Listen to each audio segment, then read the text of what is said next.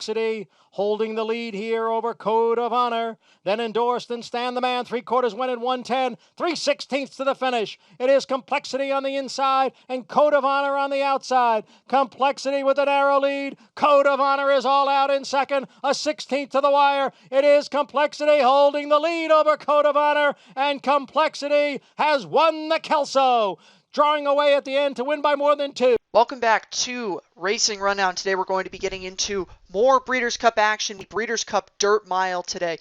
One of the better additions that we have had of the Breeders' Cup Dirt Mile in recent memory. 12 horses, a full field for this race. We're going to get into all of them and start off with the number 1 horse, Art Collector, who's coming out of a 4th place finish in the Preakness.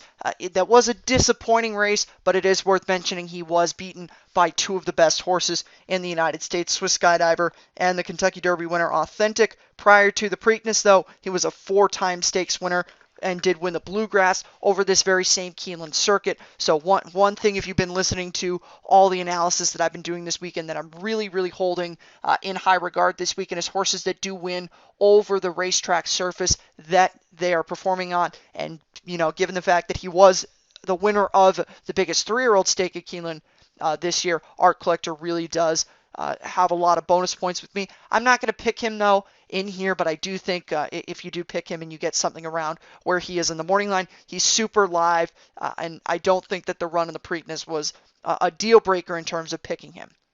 Moving on to the number 2 horse in this race, Sharp Samurai, who has done most of his running on the turf throughout his career, but does have one good second in a dirt stake. That was in the Pacific Classic when he was beaten by Maximum Security. And I do think he has potential to build off of that 2nd place finish. I don't think he's a win contender in here. Hasn't won a race this year and hasn't won since going back to October of 2018. But Sharp Samurai is a horse that, like I mentioned, did run well behind Maximum Security, albeit that wasn't the greatest Pacific Classic field, but it was still a nice effort for him, and I do think he can build off of that finish. So it is worth using him, I think, if you like the price you're going to get on him. But there are so many horses that are going to be around his very same price that it could be hard to dissimulate from him and some of the other ones. So I do think he has a potential to run really well, but there are definitely other horses that you could use that are better than him.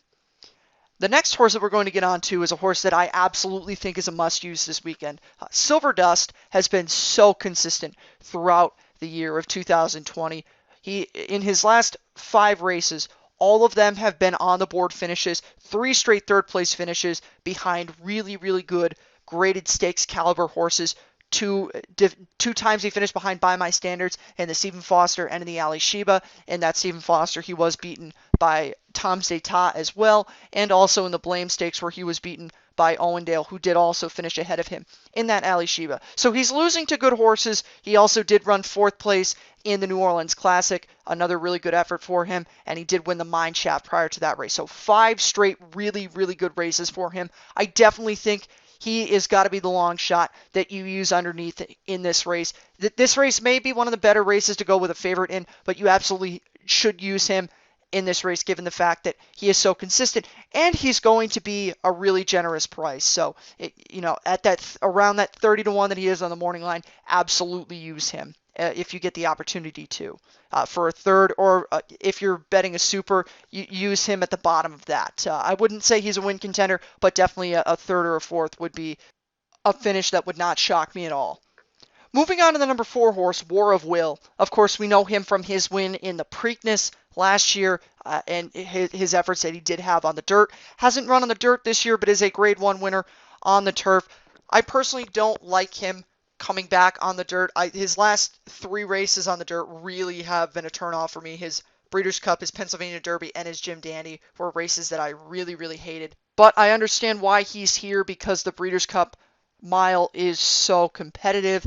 It's an easier spot for him, but I just don't think he has the potential to run back up to that form that he showed early in his 3-year-old year on the dirt, and for me, he's going to be a pass in here.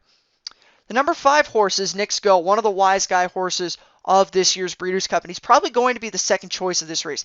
He is 2 for 2 this year, and he's coming out of a really impressive allowance win at Keeneland. If you have not seen that allowance win that Knicks Go had, definitely find a way to go see it, because that was an extremely impressive race, and it's not very surprising to me to see people picking him in this race out of that allowance win. Brad Cox has really turned this horse's career around. It is also worth saying that prior to that allowance race, his best career start did come at Keeneland when he won the Breeders' Futurity as a 2-year-old here. So we know that he relishes this this dirt course, and I think that he has a really good shot to run well in here. And I would not be against using him at all here, but I just can't trust him enough coming out of an allowance win, and I haven't seen him run well against stakes caliber horses since he was a 2-year-old. So there are still a little bit of with him, but you definitely can use him, and it would not be a bad pick at all. And going on to the number 6 horse in here, Mr. Money, who did kind of turn things around for him since he's disappointed, basically since winning the West Virginia Derby. 4 really discouraging finishes for him, and all 3 of those 4 coming in stakes races, I should say, including in the Charlestown Classic and the Oaklawn Mile. Also a really bad effort in the Breeders' Cup Dirt Mile, where he was 7th. The second in the Pennsylvania Derby was not terrible, but that was not a good race by any means in terms of the talent of the field. He did win, like I mentioned, the ACAC the last time at Churchill Downs. The one question that I have for him is his 3 best career races have come at Churchill Downs: the Pat Day Mile, the Matt Win, and the ACAC. I really just question whether or not he can run well in a high leverage, high caliber stakes race outside of Churchill Downs. The 2 other grade 3s that he won last year, the West Virginia Derby and the Indiana Derby, were both against horses that he was definitely better than, but would not be considered under any circumstance as grade 1 caliber horses. So I just, the question is there for me with Mr. Money is he going to be able to win a high leverage stakes race against a really deep field outside of Churchill Downs? And I am not confident that the answer to that question is yes, so I looked to other horses in here. The next horse, number 7, is Rushi, who is coming out of a win in the Pat Day Mile on Kentucky Derby Day, and he also does have a good run over the surface in the Bluegrass at Keeneland, where he was beaten by Art Collector and Swiss Skydiver, and we know what those 2 horses have done. I already chronicled Art Collector. Everyone knows how good Swiss Skydiver has been. Prior to that, he was beaten by Honor AP and Authentic in the Santa Anita Derby. So Rushi has had a really good career for himself in the races since he broke his maiden. So I really do like that win that he had in the Pat Day, and I think if he stays around, definitely if he stays around this 20-1 range, you can definitely use him in here. He's been super consistent throughout the year, even though he has been beaten by better horses. I don't think necessarily he's a win contender, but he is definitely a contender for a horse that can run well underneath. He's probably going to be a little bit of a shorter price than a horse like Silver Dust, but with that stated, I do think Rushi has a real chance to run well here. Number 8 is Pirate's Punch, a horse that is coming out of a stakes win at Monmouth Park. He is a 3-time winner this year, did cross the wire in another race, the Philip Island at Monmouth, but was disqualified there. But he did get his revenge of sorts in the Salvatore Mile. Prior to that, a disappointing finish in the Stephen Foster, but he did have a good allowance race on May 2nd, Arkansas Derby Day at Oaklawn Park. That was a good 3rd place finish. Prior to that, was a winner of another allowance race, and then was 3rd in the Mine Shaft. So Pirate's Punch has had a good season this year. The one thing that I would say is I don't really know how proven he is against top-level horses, and that's why he is 20-1. I prefer the consistency of a horse like Silver Dust. I do think Pirate's Punch is a little bit of a live horse, but like I mentioned, there are some that I trust more so than him. I don't know if he's proven against horses of this caliber. So I looked to other horses, but if you really do like those 2 races that he had at Monmouth, and you think he's going to run up to the level that he has shown in some of his Oaklawn allowances, then he could be an underneath threat in here. And moving on to the next horse, Mr. Freeze. I think Mr. Freeze is one of the horses that is absolutely way too high on the odds board right now, and I would definitely not be using him.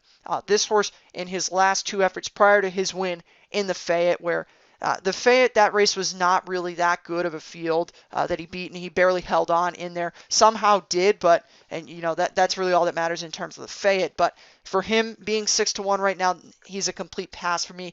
2 bad races in the Ali Sheba and in the Met Mile at Belmont Park earlier this year, the Alley Sheba, really, there was no excuse for him. He had the race go his way on the front end, and there, like I said, there were no excuses in there. He just ran completely flat that day. And that's really the reason why I'm tossing him out in here, just because I do not think he is a horse that has the talent to compete at the Breeders' Cup dirt mile level, especially with a field of this caliber. So pass for me. I don't really think anyone should look too closely to him. If I could find a positive, he did win the Fayette last time at Keeneland, did run second in that race a year prior, so he does run well over the surface, did also break his maiden.